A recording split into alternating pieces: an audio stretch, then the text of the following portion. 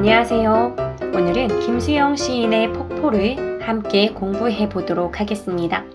이 시는 1957년에 발표되었는데요.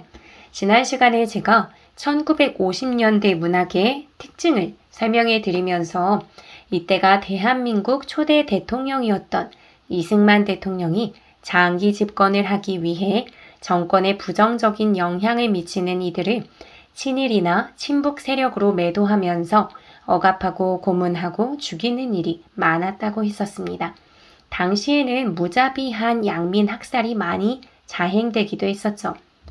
이렇게 자신에게 반대하는 이들 혹은 자신의 집권에 방해가 될 것이라 생각하는 이들을 억압하고 대통령 재선에 성공하기 위해 여러 차례 헌법을 개정하기도 하고 부정선거까지 치르면서 대통령 3선에 이어서 4선까지 성공하는 듯 했지만 결국은 이러한 잘못된 상황을 참지 못했던 민중들이 4.19 혁명을 일으키게 되면서 1960년 정권에서 물러나게 됩니다. 어쨌든 이렇게 장기 집권하는 과정에서 당시의 부정한 정치 현실이나 경제적 문제, 사회적 문제 등 현실의 다양한 문제에 대해 잘못된 것을 잘못되었다고 그렇게 말하는 경우 죽음을 당하거나 고문을 당하는 그런 경우가 많았어요. 그렇기 때문에 현실의 문제점을 잘 알고 있는 지식인들이나 양심적인 사람들이 엄청 괴로웠었겠죠. 그러한 현실 속에서 나온 작품이 바로 김수영의 폭포라는 작품입니다. 김수영 시인은 제가 언젠가 꼭 작가 관련한 이야기만으로 영상을 만들고 싶을 정도로 매력이 있는 시인인데요. 그냥 투박하게만 말씀드리자면 6.25 전쟁에서 자신의 뜻과 상관없이 북한군에게 의용군으로 징집되어 끌려가 전쟁에 실전 배치되었다가 탈출한 인물입니다. 자신이 원했던 선택이 아니었는데도 남한 경찰에게 잡히면서 고문을 당하고 빨갱이라는 죄목이 씌워지면서 포로수용소에 잡혀가기도 했었죠. 다행히도 영어 실력이 뛰어난 덕분에 포로수용소에서 통역으로 근무하면서 포로수용소의 고통에서 벗어날 수 있었습니다. 하지만 그러한 굴곡진 삶을 살아가면서 삶을 어떻게 살아가야 하는지 이런 걸 고민하게 되었고요. 좀 더 진지하게 현실을 바라보며 어떻게 사는 게 올바른 삶인지를 생각하는 시를 많이 쓰게 됩니다. 불이한 시대 현실을 어떻게 살아내야 하는가 이런 것에 대한 고민을 시를 통해서 한번 같이 살펴보면 좋을 것 같습니다. 사설이 좀 길었는데요. 그러면 시를 함께 보도록 하겠습니다. 일단 시를 한번 읽어볼게요. 제목이 폭포인데요. 보통 시인이 하고 싶은 이야기나 주제의식 같은 것을 담을 수 있는 것으로 제목을 만들기 때문에 우리는 폭포의 이미지를 머릿속으로 그려보면서 폭포를 통해 무엇을 드러내려고 했을까 이런 걸 생각해보 폭포, 김수영. 폭포는 고든 절벽을 무서운 기색도 없이 떨어진다. 규정할 수 없는 물결이 무엇을 향하여 떨어진다는 의미도 없이 계절과 주야를 가리지 않고 고매한 정신처럼 쉴 사이 없이 떨어진다. 금잔화도 인가도 보이지 않는 밤이 되면 폭포는 고든 소리를 내며 떨어진다. 고든 소리는 소리이다. 고든 소리는 고든 소리를 부른다. 번개와 같이 떨어지는 물방울은 취할 순간조차 마음에 주지 않고 나타와 안정을 뒤집어 놓은 듯이 높이도 폭도 없이 떨어진다. 네, 이렇게 한번 읽어봤는데요. 폭포가 주는 이미지나 느낌이 어떠한가요? 좀 강인한 느낌이 들기도 하고 폭포 앞에서 숙연해지는 것 같은 느낌도 있는데요. 시인이 바라본 폭포는 어떤 모습이었을지 이런 걸 생각하면서 그 폭포가 시인에게는 어떤 대상일지를 생각하면서 1년부터 함께 꼼꼼하게 살펴보도록 하겠습니다. 폭포는 고든 절벽을 무서운 기색도 없이 떨어진다. 폭포가 떨어진다는 사실을 이야기하면서 시상이 전개되기 시작합니다. 즉, 떨어짐 이라는 속성을 폭포가 가지고 있죠. 지금 폭포라는 제목을 굳이 한 번 더 썼는데요. 여기에는 이제 앞으로 시를 보면서 만나게 되는 폭포의 속성, 그래서 그것이 가지고 있는 의미, 이런 것들을 정리해 볼 거예요. 폭포라고 하는 것은 수직 낙하하는 큰 물줄기입니다. 여기서 말하는 절벽이라고 하는 건 그 절벽 때문에 물줄기가 흐르다가 안전장치도 없이 툭 떨어지게 되는 거잖아요. 그러니까 영화의 장면을 생각하면요. 강에서 배를 타고 가다가 절벽을 만나면 이렇게 강 따라서 가다가 절벽이라는 걸 쭉 만나게 되면 굉장히 절체절명의 위기를 맞이하게 된 주인공들이 막 끼악 하고 비명을 지르잖아요. 사실 물줄기의 입장에서도요. 유유히 잘 흘러가다가 갑자기 절벽을 만나면 그냥 속절없이 수직 낙하할 수밖에 없는 일입니다. 굉장히 무섭고 공포스러울 수 있겠죠. 그냥 완만하게 흘러가는 경사가 아니라요. 여기서는 고든 절벽이라고 했잖아요. 고든 절벽이라는 건 조금이라도 완만하거나 아니면 조금 이렇게 휘어져 있거나 한 것이 아니라 완전히 완벽한 낭떠러지의 상태를 이야기하는 거다라고 볼 수 있겠죠. 완벽한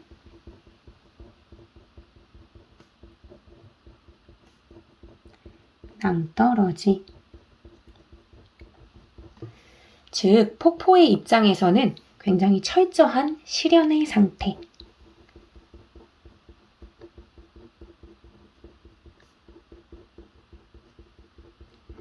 철저한 실현이 닥친 거다라고 볼 수 있는 겁니다. 그래서 이걸 시대적인 상황을 연결해서 해석을 해보자면 부정적 현실, 우리가 막 억압되고 살기 힘들었던 그 당시의 현실로 확대해서 해석해 볼 수도 있을 거예요.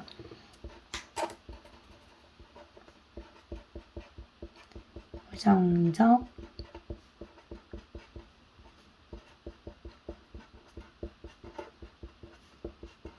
부조리한 현실, 이게 고든 절벽이 의미하는 거다라고 볼 수 있죠. 보통은 이런 시련을 만나게 되면 겁에 질리고 무서울 수 있을 것 같은데 이 폭포는 무서운 기색도 없이 떨어진다고 합니다. 즉, 폭포라는 것은 떨어지긴 떨어지지만 무서운 기색이 없이 떨어지는 거죠. 우리가 이런 상황을 맞이하게 되면 소리는 안 지른다 하더라도 얼굴은 막 공포에 질려서 무서워하는 표정이기라도 할 법한데 그런 기색조차도 없이 떨어진다 라고 하는 걸 보니까 폭포 이 녀석 보통 녀석이 아닌 것 같습니다. 시련 너 따위 그냥 정면으로 받아들여 주겠어 하는 결연한 의지 같은 것이 엿보이지 않나요? 자신이 맞닥뜨린 부정적인 현실이 피할 수 없는 거라면 사실 폭포가 절벽을 거부할 수 없는 일이고요. 1950년대에 혹독한 시절을 살아가던 이들이 그 현실을 피할 수 없는 게 사실이긴 했겠죠. 그래도 그렇다면 좀 피하고 싶어하고 괴로워하고 두려워하는 모습은 좀 보일 수는 있잖아요. 근데 그런 것도 보이지 않고 맞서겠다라는 강인한 자세를 보이고 있습니다. 이 지점에서 저는 폭포 같은 존재가 막 선생님 친구라면 좀 무서울 것 같다라는 생각도 듭니다. 이렇듯 떨어질 수밖에 없지만 그것을 무서운 기색 전혀 없이 자신이 맞닥뜨리는 그 상황에 정면으로 맞서는 모습은 부정적 현실에 맞서는 저항 의지, 그 당시의 시대 상황하고 연결해보자면 부정적 현실에 맞서는 저항 의지를 굉장히 잘 보여준다라고 볼 수 있을 것 같아요. 부정적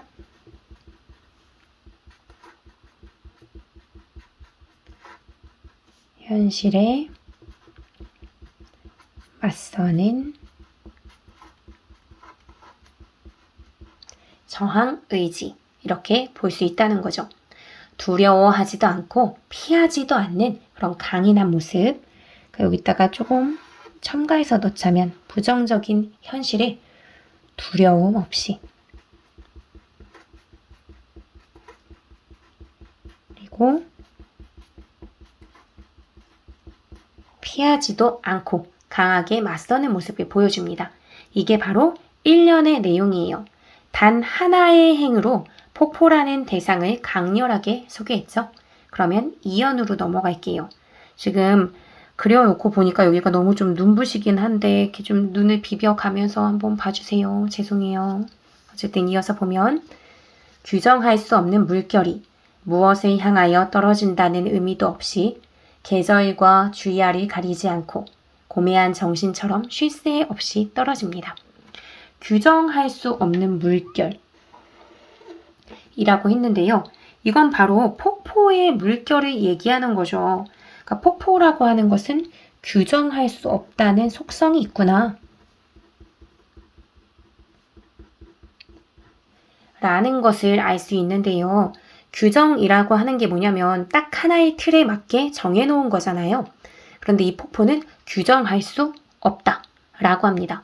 즉 하나의 틀에 맞게 정해져 있지가 않다라는 거죠. 즉 틀에 갇혀있지 않은 대상이라는 거예요. 즉 이렇게 해야만 해 라고 하면서 짜놓은 그 틀 안에 억압하는 것 자체가 불가능한 대상이라고 볼 수 있는 거예요. 그 폭포라고 하는 애는 억압 불가능 이라는 것을 보여준다 라고도 볼 수 있는 거죠. 나는 억압당하지 않아. 누구도 내 자유로움을 방해할 수 없어. 날 너희들의 틀에 가둬두려고 하지 마. 하는 그런 느낌이 들지 않나요? 정권에 위협이 되는 어떠한 발언이나 행동도 용납되지 않고 반공 이데올로기 속에 자신에게 반대하는 이들을 그 이데올로기 속에 가둬두려고 했던 당시의 상황을 고려한다면 그저 한 명의 개인으로서 자신의 삶을 살아가는 주체로서 그 무엇에도 구속되지 않고 자유롭게 살고자 했던 시인의 정신이 잘 느껴지기도 합니다. 즉, 이 부분에서 자유로움을 추구하는 정신, 이게 드러나는 거죠. 자유로움 추구, 이렇게 적어볼게요. 이렇게 자유로움을 갈망하는 폭포의 물결은 무엇을 향하여 떨어진다는 의미도 없이 떨어집니다. 이게 좀 어려울 수 있는데요. 어쨌든 규정할 수 없는 틀에 갇혀있지 않은 물결이기 때문에 부정적 현실의 절벽에서 떨어질 때 난 쪼기를 향해서 떨어질 거야. 아니면 나는 뭐 저기를 향해서 떨어져야지 하고 어떤 부분을 향해서 목표를 잡는 것 자체가 애초에 불가능하겠죠. 다만 이 현실 속에서 어마어마한 현실, 고든 절벽이라고 하는 천길 낭떠러지 같은 이 숨막히는 현실 속에서 쪼이지 않고 두려워하지 않고 맞선다는 정신으로 당당하게 무서운 기색 없이 떨어진다는 것, 이것 자체만으로도 정말 숨막히게 대단하고 어찌 보면 결연해 보이는 것일 테니까요. 그래서 이 구절에 조금 더 의미를 부여해서 해석해 보자면요. 이 시에서 떨어진다 라는 것을 현실에 저항하고 부정적인 현실에 맞서는 것으로 해석할 수도 있다 라고 말씀드렸잖아요. 그 맥락에서 생각해 본다면 고든 절벽에서 두려워하지 않고 떨어지는, 즉 현실에 맞서는 것만 하려고 해도 막 살 떨리고 힘겹고 내 모든 것을 다 걸어야 하는 것일 수도 있는데 떨어지면서 무엇을 향해 떨어져야지 하고 생각한다는 것, 이것 자체가 말이 안 된다는 거예요. 여길 향해서 떨어져야겠어, 저길 향해서 떨어져야겠어 라고 생각한다면 그 떨어진다는 것 자체에 크게 훅 떨어져야 되는데, 그래서 이 현실에 마장 떠야 되는데 이 떨어진다는 것 자체에 집중하지가 못하게 되는 거죠. 무엇을 향하여 간다는 것은 무엇에 대한 목표나 목적을 갖게 되는 건데 지금 맞닥뜨린 부정적 현실에 그냥 의연히 맞서는 것도 벅찬 상황에서 어떤 다른 목적을 생각하게 되면 결국은 자신의 방향성을 상실하게 되겠죠. 그래서 제가 생각할 때 이 무엇을 향하여 라는 표현은 현실에 맞선다는 본질적인 목표가 아니라 좀 비본질적인 사소한 목표, 이런 걸 추구하는 삶, 이런 걸 얘기하는 게 아닐까라는 생각이 듭니다. 시대적 상황과 관련지어 해석해보자면 부정한 현실에 맞서겠다는 비장한 결심을 한 사람이 있다고 할 때 그 사람도 현실 세계에서 생존하며 살아가야 하는 사람이기 때문에 돈도 벌어야 하고 안정된 직장도 가져야 하고 가족과의 평범하지만 편안한 시간을 꿈꾸기도 할 거예요. 그런데 거대한 권력이나 현실에 맞서는 삶을 살면서는 그런 평범한 꿈을 지켜나가는 게 쉽지 않겠죠? 그래서 포기해야만 할 수밖에 없는 그런 상황이 있을 거고요. 현실을 살아가는 인간으로서 돈이나 안락한 삶, 이런 것 같은 세속적인 욕망을 꿈꿔서는 폭포와 같이 두려움 없이 절벽에 맞서는 삶을 살 수는 없습니다. 내 가정을 지키고 싶고 나의 삶을 지키고 싶을수록 현실에 맞서서 산다는 것, 이것은 두려운 일이 될 테니까요.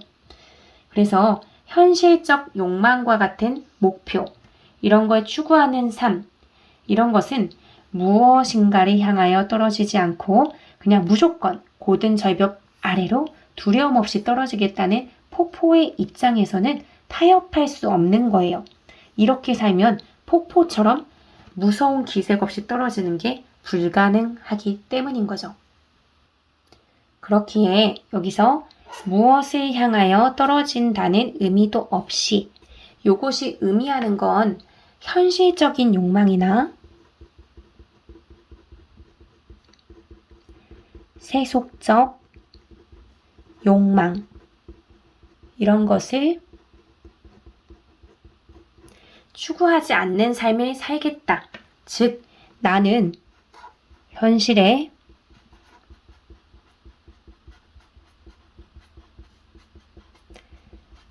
타협하지 않고 내가 조금 편하게 사는 방법, 이런 것에 대해서 생각하지 않고 그냥 이 현실에 완전히 부딪혀 싸우겠다 라는 의미로 해석하면 좀 더 적절하지 않을까. 그래서 그런 강한 의지를 보여주는 소재로 폭포가 사용된 게 아닐까 하는 생각이 듭니다. 그리고 이런 폭포는 계절과 주야를 가리지 않고 떨어진다 라고 얘기합니다. 계절과 주야를 가리지 않는 것, 이것도 역시 폭포가 가진 하나의 성격 중에 하나가 될 텐데요. 이 말은 여름엔 너무 더우니까 천천히 떨어질래. 겨울은 너무 추워서 얼 것 같으니까 오늘은 폭포로 떨어지는 거 좀 쉴래. 밤은 너무 어두워서 무서우니까 조심조심 갈래. 이런 것처럼 변명이나 핑계 같은 거, 이런 걸 댈 생각이, 변명 핑계를 보여줄 생각이 전혀 없다라는 이야기로 볼 수 있을 것 같습니다. 변명, 핑계, 이런 거는 전혀 되지 않겠다라고 하는 거죠. 절대 어떤 상황과도 타협할 생각이 없는 것 같죠? 어떠한 이유를 불문하고 고든 절벽 아래로 떨어지겠다라는 의지를 보여주는 겁니다. 계절과 주야, 낮과 밤, 이런 걸 가리지 않는 자신의 모습, 일관되게 하려고 하는 거죠. 그러니까 즉 나태함 같은 것은 1도 허락하지 않는 거예요.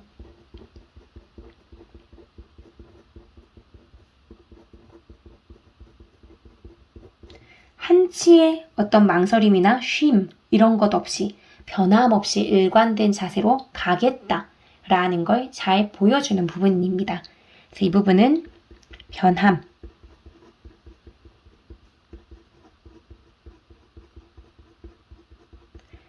흔들림 없이 가고자 하는 폭포의 자세, 즉 현실과 타협하지 않고 가는 거 쉬운 길 아니잖아요. 근데 이런 부분의 모습을 나는 변치 않고 지속하겠다. 일시적으로는 멋지구리한 모습을 보이면서 살 수는 있지만 변절하기가 쉬운 게 이 현실 속에서의 삶이라면 난 그렇지 않겠다 라고 하는 다짐, 이런 것을 잘 보여주고 있습니다. 그래서 그런 흔들림 없이 일관된 자세로 살아가려는 폭포의 의지가 잘 드러나고 있죠. 이렇게 다른데 눈 돌리지 않고 어떠한 핑계도 대지 않고 떨어지는 폭포는 고매한 정신처럼 쉴 사이 없이 떨어집니다. 고매하다. 고매하다라고 하는 것은 뭔가 한순간도 흔들리지 않겠다. 어떤 인격이나 학식이 굉장히 빼어나고 높다라는 뜻인데요. 이런 경지의 정신에서는 앞에 나온 폭포에서처럼 유혹에 쉽게 흔들리지 않겠다. 그리고 절벽도 무서워하지 않겠다. 라는 뜻도 다 포함을 하고 있다고 볼 수 있는 거죠. 고매한 정신처럼 쉴 사이 없이 떨어진다. 쉴 사이 없이 떨어지는 것이 바로 고매한 정신이라는 이야기잖아요. 쉴 사이 없이 떨어지기 때문에 어떤 유혹이나 나태함이나 변명이나 핑계거리가 들어올 틈이 없다 라는 것을 보여주는 부분이기도 해요. 즉, 두려움 없이 가겠다.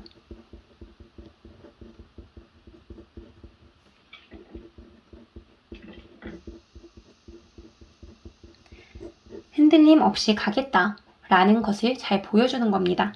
그래서 이런 계절이나 주야 가리지 않고 나는 쉴 틈 없이 계속 변치 않는 지속성을 갖고 살아가겠다 라는 부분을 잘 보여줍니다. 그래서 이 부분에서는 폭포가 지닌 고매한 정신을 보여주고요. 이것이 보여주는 건 앞에서 보여줬던 거랑 비슷한 성격이에요. 현실에 절대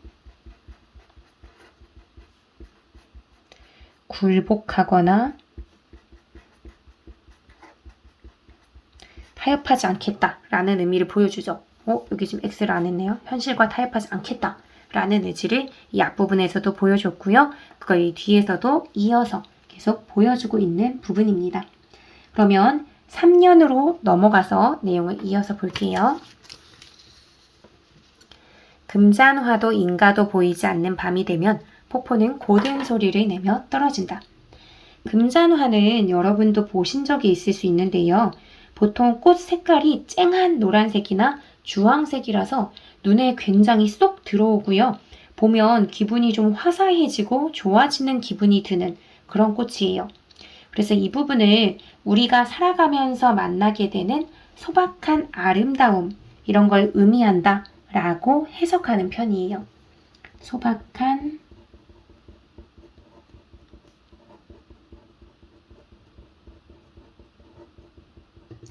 아름다움.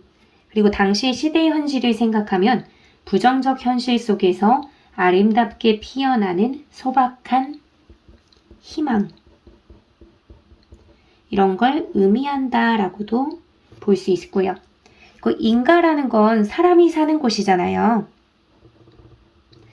그러니까 사람이 사람에게 줄 수 있는 따뜻함이라든지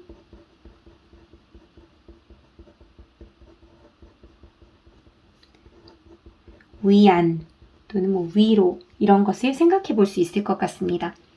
그런데 이런 것이 전혀 보이지 않는 밤이 되었다라고 이야기하죠.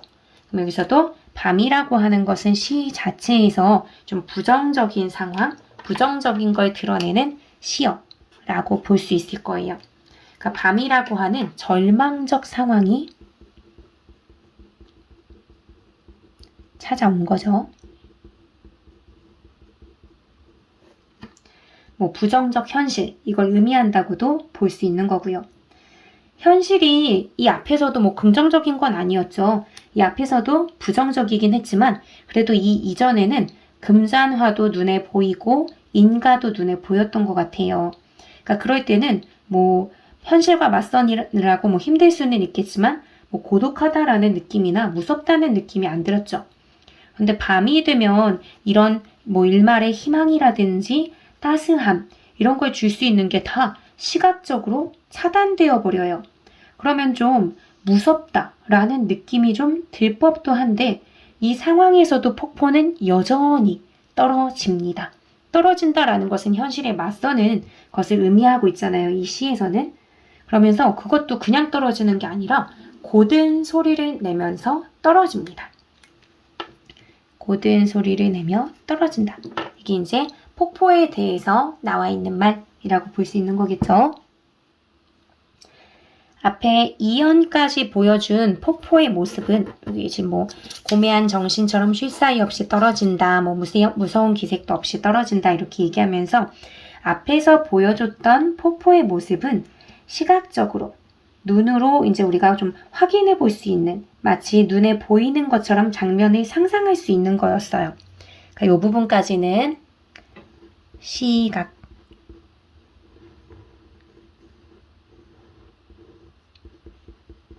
이렇게 시각적으로 확인이 되는 거죠.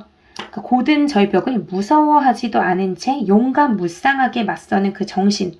그래서 그걸 고매하게 떨어지는 모습으로 보여줬고 마치 눈에 보이는 것처럼 장면을 상상할 수 있었어요. 그런데 이 3년에서는 밤이라고 하는 부정적 현실 상황을 보여주면서 그 폭포의 모습을 밤이라고 하는 어두운 상황으로 가려버리죠. 하지만 폭포는 주야를 가리지 않는 녀석이었죠.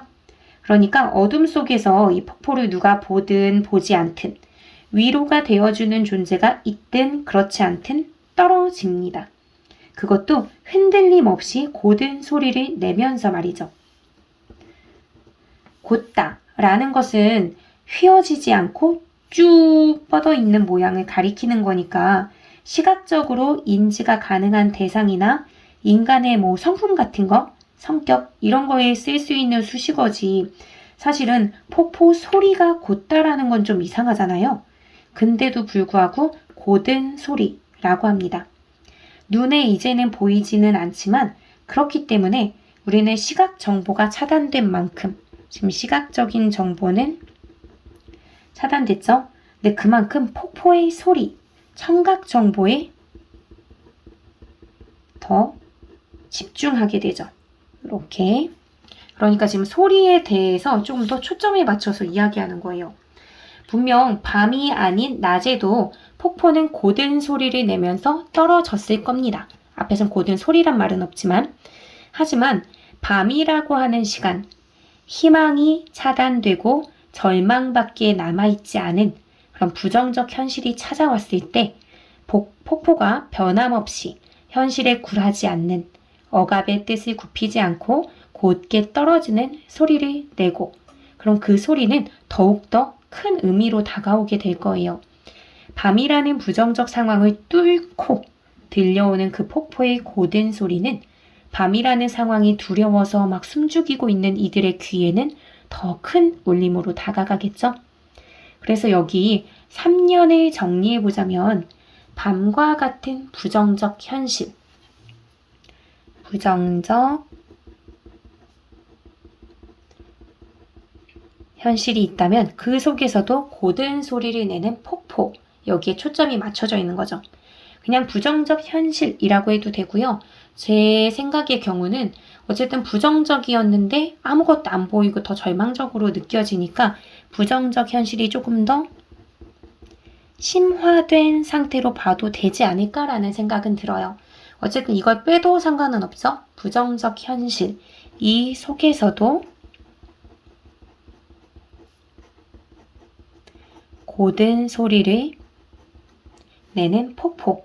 이게 여기 이제 폭포의 속성으로 들어가 있다 라고 생각해 주시면 될 것 같아요. 그리고 그걸 통해서 어떤 부정적인 상황이 더 극심하게 느껴지는 그 와중에서도 절대로 뜻을 굽히지 않고 고든 소리를 내면서 떨어지는 그 모습을 잘 보여주죠. 그래서 절대로 굴복하지 않는. 그래서 오히려 더 저항 의지를 활활 불태워주는 것 같은 그런 폭포의 모습을 잘 보여주는 부분이었던 것 같습니다. 그러면 4연으로 넘어갈게요. 4연. 고든 소리는 소리이다. 고든 소리는 고든 소리를 부른다. 고든 소리는 소리이다. 이게 도대체 무슨 말일까요? 지금 위에서도 나왔던 고든 소리. 고든 절벽에 막 깎아지르는 시련과는 상반되는 게 고든 소리가 될 텐데 여기 지금 한 번 더 나오는 거잖아요. 그런데 고든 소리는 소리이다 라고 얘기해요. 요거는 흡사 얼음물은 물이다 뭐 이런 말이나 거의 비슷하잖아요. 그러니까 굳이 이미 소리라고 한 말을 소리라고 한 번 더 반복해서 좀 어떻게 보면 부자연스러울 수도 있는 이런 말을 반복하는 게 왜일까요? 그건 당연히 무언가를 이 반복을 통해서 더 강하게 전달하고 싶어서겠죠. 고든 소리를 내는 것이 이 시에서는 폭포잖아요, 폭포. 근데 밤이라는 시련 속에서도 곧게 소리를 내면서 떨어지는 존재가 바로 폭포예요. 즉, 고든 소리는 시련 속에서도 살아남은 폭포와 같은 정신, 이걸 얘기한다는 생각이 듭니다. 그래서 그걸 좀 정리해 보자면요.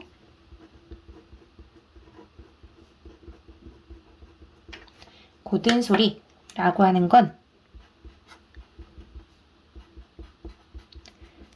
시련 속에서도 살아남은 정신. 그러니까 좀 굉장히 대단한 느낌, 그래서 고매한 정신 이런 게 담겨져 있는 그런 느낌이 있죠. 그런데 여기서는 그 고든 소리의 핵심이 바로 소리다. 즉, 그 고든 정신의 핵심이 바로 뭐냐면 소리를 낼 수 있다는 점이다. 라고 하면서 좀 포인트를 준 게 아닐까 라는 생각이 듭니다. 이게 무슨 말이냐면 소리라는 건 단순히 청각적으로 감지되는 모든 것을 의미하는 말이기도 하지만요. 이 시의 맥락에서는 부정적 현실에 대한 저항 의지를 보여주는 행위로서 고든 소리를 내는 것을 말하고 있으니까 즉 말을 하는 거죠. 이건 잘못됐어 라고 얘기하는 게 바로 고든 소리일 거 아니에요. 그러니까 억압에 굴하지 않고 자신의 의지나 의사를 밝히는 것, 그래서 그걸 입을 통해서 표현하는 것, 이렇게 말하는 것, 소리내어 말하는 것, 이것을 강조해서 얘기한 게 아닐까 싶어요. 현실이 부조리하고 잘못됐고 부정하다는 것은 알지만 그것을 얘기하면 안 될 것 같아서 그냥 방구석에서 프로 불평러가 되어서 혼자만 분노하고 그냥 사귀면서 그냥 좀 쭈그러져 있을 수도 있잖아요. 근데 그런 자세만으로는 현실을 변화시킬 수가 없어요. 즉, 뭔가 현실이 잘못됐다고 생각하는 그런 정신이 있다고 해도 그것만으로는 세상을 바꾸거나 변화를 줄 수가 없습니다. 잘못됐다고 생각하면 목에 칼이 들어와도 잘못됐다라고 말할 줄 아는 용기. 그래서 그런 소리를 낼 수 있고 당당히 말할 수 있는 용기가 필요하고요. 그게 바로 고든 소리, 말로 내뱉는 것, 이게 될 겁니다. 그러니까 고든 소리는 마음에만 머물 것이 아니라 소리라고 하는 정말 구체적인 청각으로도 감지되고 말로도 표현이 되는 그런 것으로 실현이 되어서 밖으로 터져 나와야 합니다.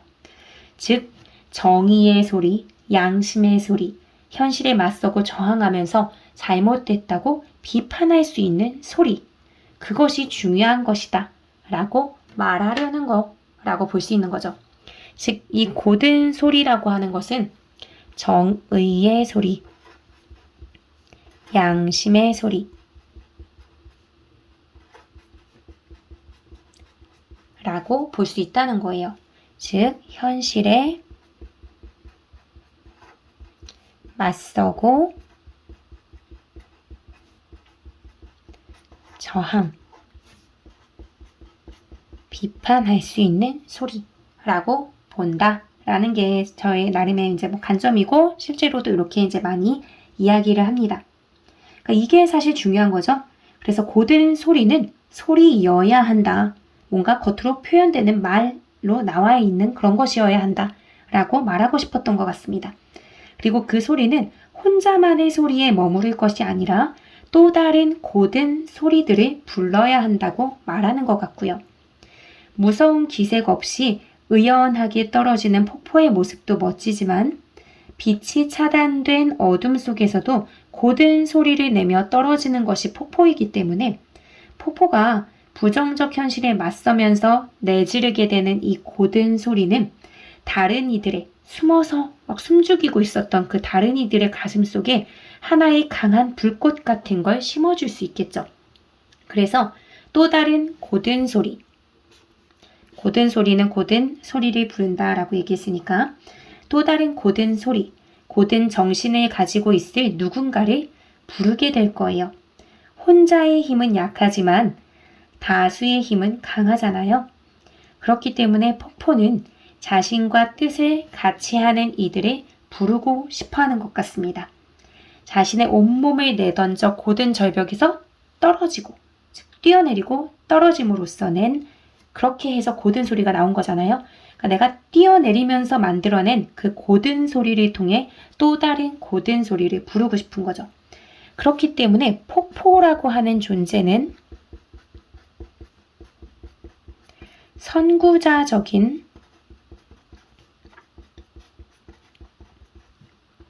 존재라고도 볼 수 있습니다. 선구자라는 것은 일이나 사상적인 면에서 남보다 앞선 사람을 말하는데요. 현실의 부정함에 맞서기 위해서 먼저 결심했고 먼저 목소리를 낼 수 있었던 그 폭포가 다른 이들을 이끌어 가고자 하는 모습을 보이고 있기 때문에 선구자적인 존재라고 할 수 있는 거죠. 이 사연에서 표현적인 것까지 하나만 언급하고 넘어가자면요. 여기서 고든 소리는 고든 소리를 부른다. 이 부분이 글의 흐름에 있어서는 좀 자연스럽지 않고 이렇게 끊어지는 느낌이 좀 있죠. 고든 소리는 아무 소리나 부르는 게 아니라고. 자신과 같은 고든 소리를 부르는 것이라고 말하고 싶은 걸 거니까 사실 맥락으로 보면은 고든 소리라고 해서 여기 이렇게 세 번째 행이 요 두 번째 행으로 행바꿈이 일어나지 않고 이렇게 붙는 게 자연스럽거나 아니면 아예 고든 소리는 여기 고든 소리를 부른다 라고 쓰는 게 좀 더 자연스러워요. 그런데도 여기서 고든이라고 하는 말까지만 하고 그 다음에 소리를 부른다 라는 말로 지금 행을 바꾸어서 쓰고 있죠. 이런 걸 우리가 뭐라고 얘기하냐면 행가리라고 얘기합니다.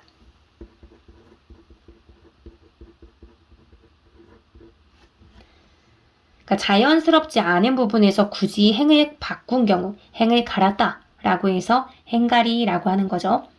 시인이 한 번에 자연스럽게 슉 읽게 시를 써주면 좋을 텐데 그렇게 자연스럽게 읽히지 않는 표현 방식을 굳이 쓰는 데에는 이유가 있어요. 독자를 힘들게 해야지 이런 나쁜 의도가 아니라요. 뭔가 강조하여 드러내고 싶은 뜻이 있을 때 좀 호락호락하게 읽히지 않는 부분을 만들어 놓음으로써 조금 더 한번 걸리니까 한 번 더 생각하잖아요. 그러니까 깊게 생각을 하게 하려고 하는 것이라고 생각해 주시면 좋아요. 그러니까 이 부분도 고든 소리는 고든 하고 한행이 이렇게 끊어지게 되는 거잖아요. 그러니까 이 부분에서 뭔가 여기서 탁 뭔가 틱 걸리게 되면서 이 고든이라고 하는데 조금 포인트가 맞춰지게 되는구나. 그래서 고든이라는 말이 강조가 되는구나.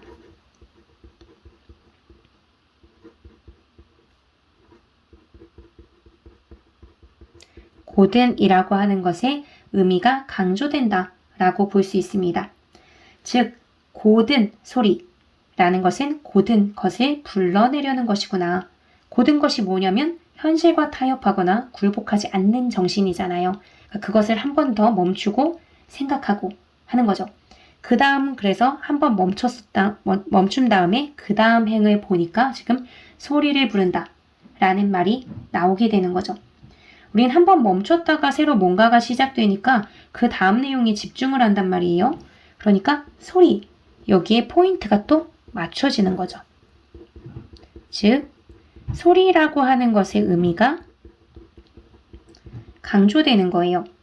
폭포가 자신의 몸을 부수어가면서 만들어낸 고든 소리가 단순히 다른 이들이 고든 정신만 갖게 하는 데에서 그친다면 아까 말씀드렸듯이 세상은 바뀌지 않겠죠. 고든 소리가 불러낸 이들도 폭포처럼 각자 자신의 목소리를 세상에 낼 수 있는, 그래서 그런 소리를 낼 수 있는 존재가 되어야 세상은 바뀌는 거잖아요. 한 명의 목소리보다 다수의 목소리가 주는 울림이 더 클 테니까요. 그래서 고든 소리를 많이 불러낼수록 이 현실이 극복될 가능성이 커지겠죠. 그래서 폭포는 계절과 주야를 가리며 떨어지는 더우니까 안 해, 밤이니까 안 해 하는 그런 뭔가를 가려가면서 할 만한 그런 사치를 부릴 수가 없습니다. 쉴 새 없이 고든 소리를 내며 떨어져야 하는 거죠. 그래서 여기서 끊어진다 해도 이 소리를 부른다 할 때 이 소리는 당연히 고든 소리라고 생각하시면 되고요. 그러면 마지막 연으로 갈게요. 번개와 같이 떨어지는 물방울은 취할 순간조차 마음에 주지 않고 나타와 안정을 뒤집어 놓은 듯이 높이도 폭도 없이 떨어진다. 번개와 같이 떨어지는 물방울, 이건 당연히 폭포의 물방울이겠죠. 사실 폭포도 거대한 물줄기이긴 하지만 그 물줄기도 애초에는 하나하나의 아주 작은 무수한 물방울들이 모여서 만들어진 거라는 걸 새삼 알게 해주네요. 그 폭포를 이루는 물방울들이 번개와 같은 빛의 속도, 엄청난 속도로 떨어지고 있다라고 하는 걸 봐서는 절벽에서 떨어지는 폭포에게 머뭇거림 따위는 끼어들 수도 없을 것 같지 않나요? 이렇게 폭포의 어떤 물방울들을 한치의 주저함도 없이 떨어지는 그런 모습으로 그려내고 있습니다.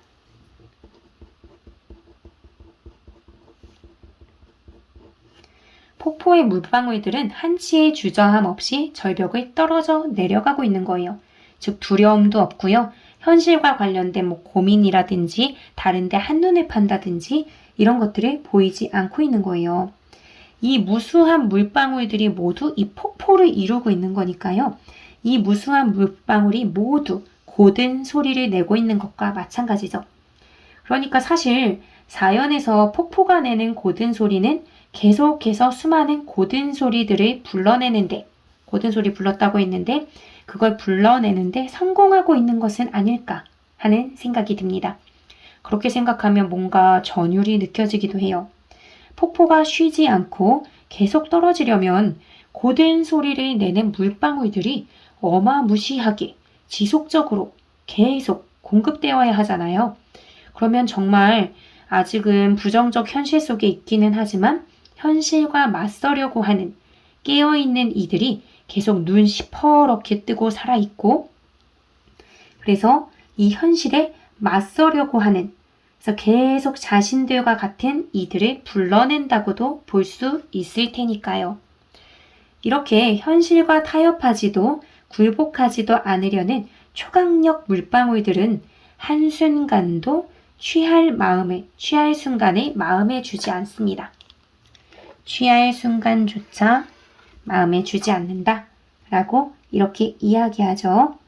순간순간 나태해지거나 현실과 타협하고 싶거나 현실이 두렵게 느껴지거나 할 수도 있을 텐데 그런 여유를 마음에 주지 않은 채 빛의 속도로 번개와 같이 빠르게 떨어지는 것입니다.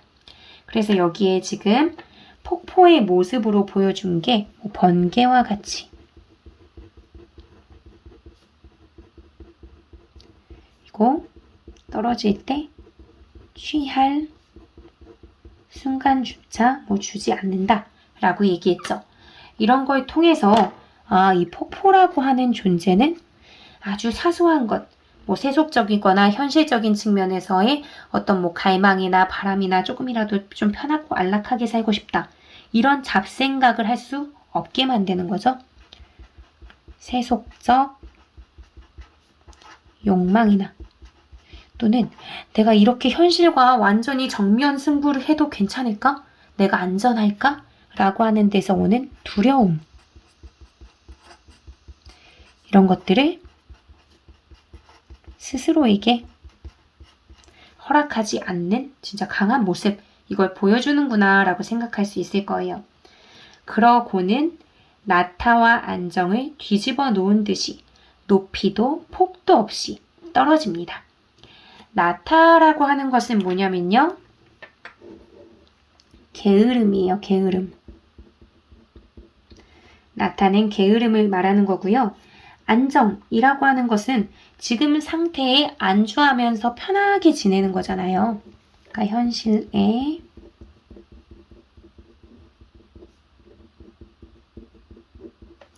안주하는 것, 이걸 얘기할 수 있을 겁니다.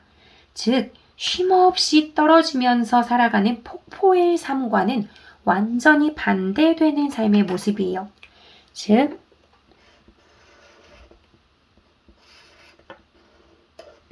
나타와 안정을 추구하는 삶은 폭포의 삶의 자세와고는 완전히 다른 거구나 라고 생각해 주세요.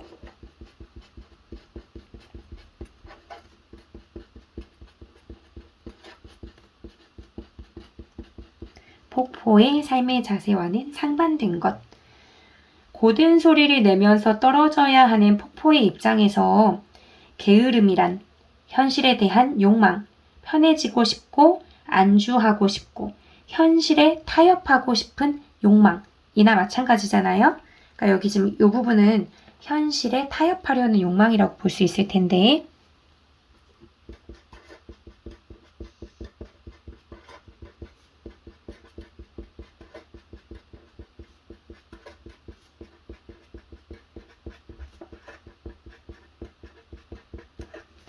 폭포의 입장에서는 이런 욕망이 싹트게 만들 여지를 만들어주면 절대 안 된다고 생각하니까 번개처럼 무서운 속도로 떨어지면서 자신에게 아주 잠깐의 여유도 허락하지 않습니다.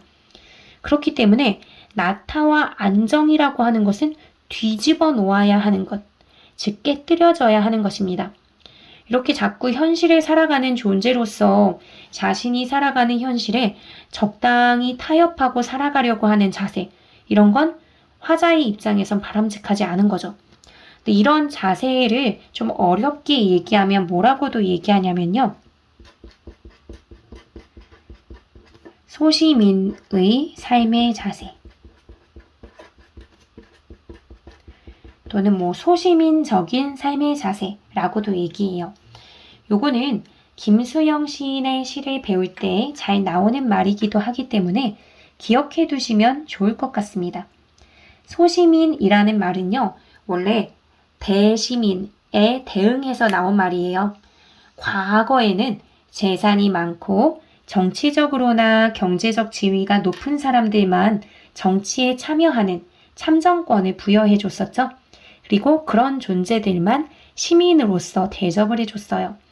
그러니까 흔히 부르주아 계층이라고 생각하시면 되는데 지금 우리가 살아가는 사회 속에서는 엄청난 부를 축적하거나 정말 높은 사회적 지위를 지니고 있어서 현실에서 살아가는 삶 자체가 어려움이 전혀 없고 좀 큰 제약 없이 잘 살아갈 수 있는 이들, 이런 이들을 제외한 나머지 우리 같은 보통의 사람들을 소시민이라고 생각하시면 좀 이해하기가 좀 더 편하실 거예요. 평범한 월급 노동자라고 생각하면 되는 거죠. 이런 사람들은 현실에서 제약을 많이 받고요. 그렇기 때문에 사회 현실의 틀에서 자유롭지 못해요. 좀 예를 들면은 선생님 남편이 회사에서 부당한 대우를 받아서 상사한테 막 반기를 들면서 과장님 또는 부장님, 사장님 부당합니다. 라고 이렇게 말했다가 회사에서 잘리게 됐다라고 가정을 해볼게요. 그러면 저는 어떻게 반응을 하게 될까요? 제가 남편한테 당신이 정의로웠어요. 정의의 사도예요. 잘못된 것은 잘못되었다고 하는 것이 맞으니까 회사에서 잘려도 괜찮아요. 화이팅! 하고 이렇게 말할 수 있을까요? 아마 못 그럴걸요. 조금만 더 참지 그랬어. 우리 아파트 대출금은 어떻게 갚으려고 하면서 이야기할 수 있겠죠. 남편이 옳은 행동을 했더라도 당장 우리 생활이 어려워지면 그것 자체가 견딜 수 없는 일이 되기 때문에 조금 더 숨죽이고 적당히 타협할 걸 스스로에게 강요하는 삶, 그런 좀 씁쓸하고도 비굴한 삶을 살아가는 존재가 소시민입니다. 그렇기 때문에 우리는 그 소시민들을 다 함부로 나쁘다, 어떻다 하고 판단하고 이야기하기가 좀 어려워요. 대부분은 다 그렇게 살아가고 있으니까요. 하지만 이렇게 살아가서는 부정적인 현실을 바꿔나갈 수 없다는 건 분명한 사실이죠. 그렇기 때문에 폭포와 같은 삶을 살아가자고, 기존의 소시민적인 근성을 깨뜨려 버리자고 화자가 말하고 있는 것입니다. 그런데도 사실 보통의 사람들이 따라가기에는 쉽지 않은 삶의 모습이죠. 그러니까 이러한 정신을 고매한 정신의 삶, 고든 소리를 내는 그런 고든 정신을 지닌 삶이라고 볼 수 있는 거예요. 그래서 이 부분에 지금 폭포의 삶의 자세는 고매한 정신,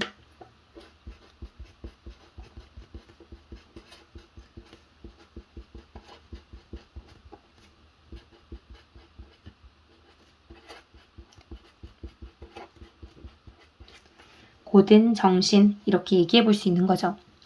이러한 삶이 쉽지는 않지만 바람직한 삶이라고 여기기 때문에 나타와 안정, 그러니까 현실을 변화시키지 못하게 만드는 그 소시민의 강력한 그 근성, 본성, 속성 이런 것을 다 뒤집어 놓은 것처럼 또는 뒤집어 놓을 것처럼 뒤집어 놓겠다는 강력한 의지를 통해서 이렇게 높이도 폭도 없이 폭포가 떨어지는 겁니다. 사실 폭포에 높이나 폭이 없을 수는 없겠죠. 폭포의 높이, 즉 길이나 폭 이런 게 지구의 지름을 넘어서서 완전히 지구를 확 덮어버리지 않는 한 사실 길이나 폭에 한계가 있을 수밖에 없잖아요. 그러니까 정말 물리적 차원에서 높이나 폭도 없다는 단순한 사실의 전달을 하려고 하는 건 당연히 아닐 거예요. 우리가 생각할 때 이연에 나와 있는 폭포라는 게 규정할 수 없는 존재라고 그 속성을 이야기해 줬었죠. 그러니까 그 부분을 조금 다르게 표현한 거다라고 생각하시면 될 것 같아요. 높이도 폭도 없이 라고 하면 시에서 사용된 말을 이용하자면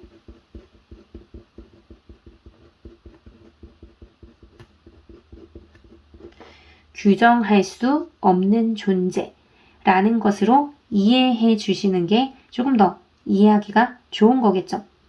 그래서 규정할 수 없는 존재라는 그 속성, 그러니까 너의 높이나 폭의 한계는 딱 여기까지야.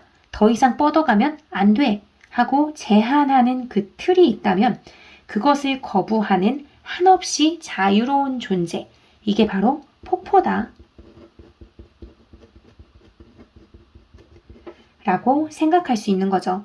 그런 존재이기 때문에 소시민이 가지고 있는 그 삶의 자세를 뒤집어 놓겠다 라고 말할 수 있는 거죠. 그리고 그렇게 자유를 갈망하는 정신으로 높이도 폭도 없이 계속해서 절벽을 번개와 같은 속도로 쉼없이 계속 떨어져 내리는 것입니다.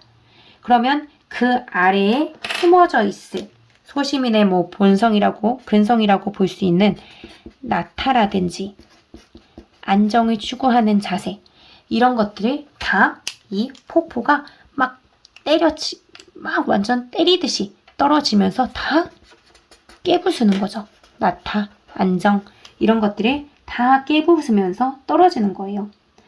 그러니까 이 떨어진다는 말을 그래서 계속해서 반복하는 거죠. 떨어진다는 행위 자체가 이 시에서는 굉장히 중요한 것이니까 현실에 맞서는 폭포의 어떤 모습을 여기서 계속 보여주는 것을 상징적으로 보여주죠.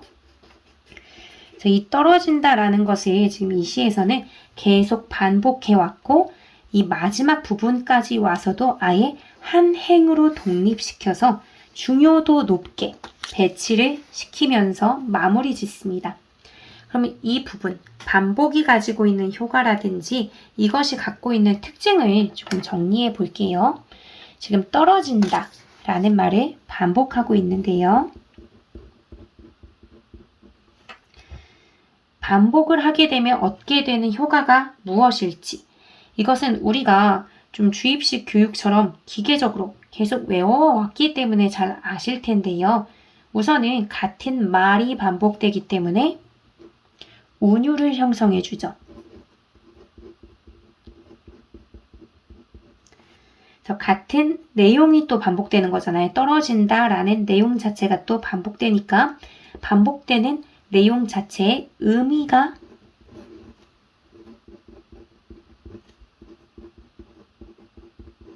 강조되는 효과도 있습니다. 그리고 그 의미는 대부분은 화자가, 시인이 드러내려고 하는 주제의식과 관련되는 경우가 많겠죠. 그 의미, 강조되는 의미라는 게 뭐겠어요? 쉽게 흔들리지 않고 현실에 맞서려고 하는 정신, 끝없이 흘러넘치는 저항정신, 이런 것일 거고, 그게 강조가 되면서 전체적인 주제의식을 잘 보여주는 겁니다. 그래서 여기에 강조됐던 의미를 여기 주제의식으로 정리를 해볼게요.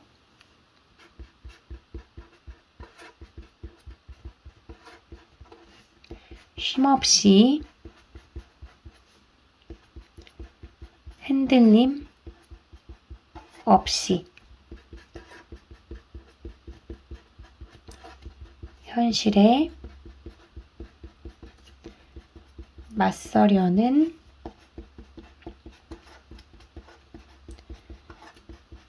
저항정신을 이 떨어진다라는 말의 반복을 통해서 계속 나는 반복해서 떨어질 거야 라는 걸 보여주면서 전체적인 주제의식을 이 시에서 잘 보여주고 있습니다.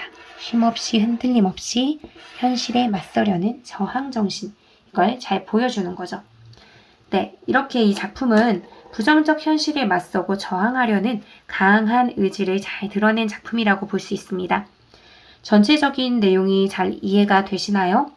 영상이 조금 길었는데 다 시청하셨으면 정리한 내용을 좀 스스로 곱씹고 생각해보고 읽어보시면서 스스로의 이해를 다시 한번 도와줄 수 있는 시간을 꼭 가져보시면 좋을 것 같습니다. 네, 오늘도 수고하셨습니다.